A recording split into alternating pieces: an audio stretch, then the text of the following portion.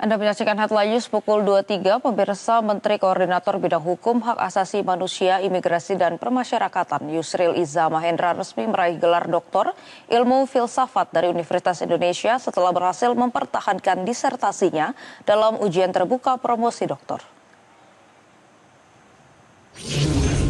Ujian terbuka promosi doktor digelar di Balai Sidang Universitas Indonesia Depok dan dipimpin Dekan Fakultas Ilmu Pengetahuan Budaya UI, Dr. Untung Yuwono selaku Ketua Sidang. Yusril dinyatakan lulus dengan indeks prestasi kumulatif 3,75 setelah menyelesaikan pendidikan doktor selama 5 tahun atau 10 semester di program studi ilmu filsafat. Dalam disertasinya, Yusril mengkaji kembali pemikiran Muhammad Natsir tentang relasi Islam dan negara melalui pendekatan filsafat hermeneutika fenomenologis eksistensial. Hasil penelitian tersebut menekankan pentingnya etika peradaban dan moralitas sebagai landasan dalam menjaga hukum dan demokrasi di Indonesia.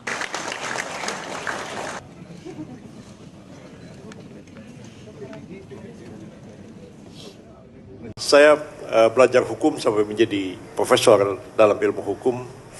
Saya belajar politik sampai memperoleh gelar PhD in Political Science, doktor di bidang ilmu politik.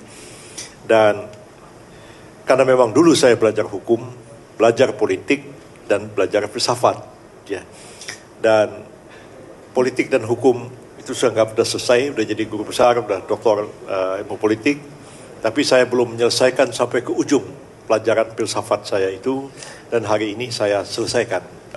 Walaupun saya menganalisis masalah hukum, tapi pembahasan tentang masalah hukum itu tidak akan kaku, murni hukum. Saya akan memperlihat pergolakan politik dan sosiologis kenapa aturan seperti itu lahir, dan dari segi filsafat dipandang bagaimana kita harus menyusun satu norma hukum, apa landasan filosofis berpikirnya. Dan itu saya kira berguna bagi saya, tidak saja ketika saya menjadi pejabat negara yang terlibat dalam menangani urusan-urusan hukum dan pembentukan hukum, tapi juga berguna bagi saya sebagai seorang akademisi bahwa menerangkan sesuatu itu tidak bisa hanya dari satu sudut pandang.